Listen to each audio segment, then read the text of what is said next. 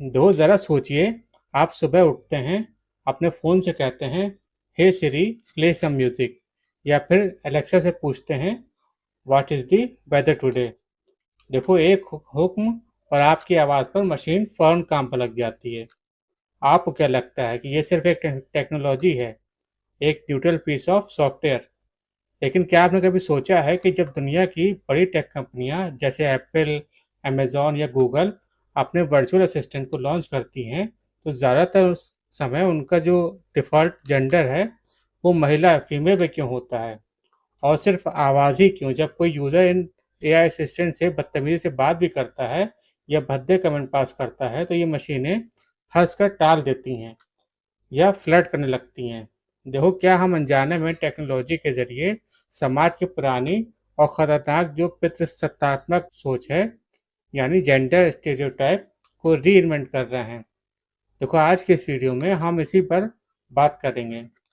जो हाल ही में life science की एक रिपोर्ट में सामने आया है कि आप वीडियो में दिलचस्प और आंखें खोलने वाली सच्चाई जो है, इसलिए इसको अंत तक देखिएगा। देखो, कहानी शुरू होती है टेक्नोलॉजी के उस दौर से जब आवाज़ बेस्ड जो ये एआई है, नया नया आया था।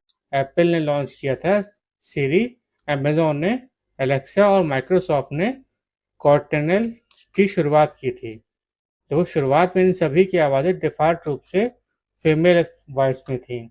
अब यहाँ एक बहुत बड़ा सवाल उठता है कि क्या ये सिर्फ एक कोइंसिडेंट था? देखो, लाइफ साइंस और यूनेस्को की रिपोर्ट के मुताबिक ये बताती हैं कि उसके पीछे एक बहुत ही गहरी जो सोशल थॉट्स हैं या सामाजिक मानसिकता है, वो काम करती है। देखो, मार्केट रिसर्च और टेक कंपनियों का ये मानना था कि लोग एक महिला की आवाज़ पर ज़्यादा भरोसा करते हैं। घरों और दफ्तरों में जो काम ये service, care taking, managing schedule से जुड़े होते हैं, उन्हें जो हिस्टोरिकल रूप से महिलाओं से जोड़कर देखा जाता रहा है। जब एक एआई को हमेशा एक एक ओबीडिएंट महिला की आवाज़ में ढाला जाता है, जो सिर्फ आपके एक हुक्म का इंतज़ार कर रही है, hey Siri do this, Alexa play that, तो ये अनजाने में समाज को क्या संदेश देता है? यही संदेश कि महिलाएं सिर्फ सेवा करने के लिए बनी हैं। वो आज्ञाकारी, दब्बू और हर वक्त जो अवेल रहने वाली मददगार हैं।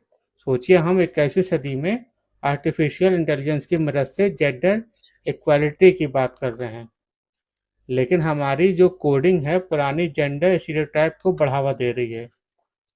अब ज़रा बात करते हैं कुछ चौंकाने वाले फैक्ट्स की।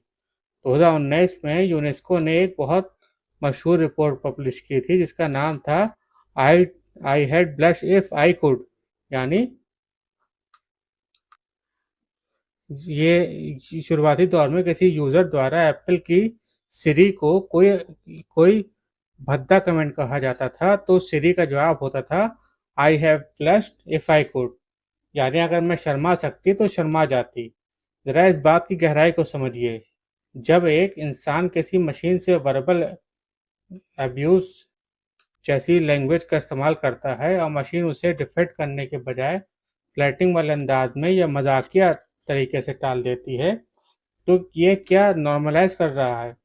ये इस बात को बढ़ावा देता है कि महिलाओं के खिलाफ होने वाली बदतमीजी या बैड बिहेवियर कोई बड़ी बात नहीं है, इसे नज़रअंदाज किया जा सकता है।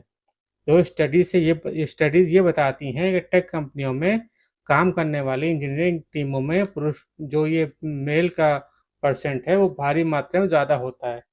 एग्जाम्पल के लिए ग्लोबल लेवल पर एआई प्रोफेशनल में महिलाओं की संख्या सिर्फ 22% के आसपास है।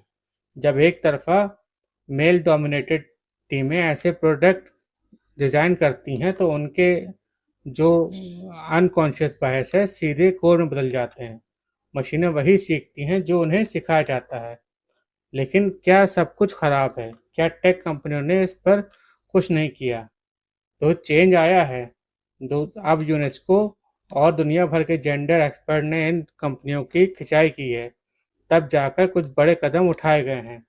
देखो, आज के समय में एप्पल सिरी और गूगल असिस्टेंट ने डिफ़ॉल्ट रूप से सिर्फ फीमेल वॉइस रखना बंद कर दिया है। अब यूज़र के पास मेल, फीमेल या जेंडर न्यूट्रल आवाज़ें चुनने का ऑप्शन होता है। इतना ही नहीं, जब कोई यूज़र आज सिरी या एलेक्सा से ये बैड लैंग्वेज का इस्तेमाल करता है, तो अब उनके जवाब बहुत न्यूट्रल, सख्त और बिना किसी फ्लर्टिंग के होते हैं।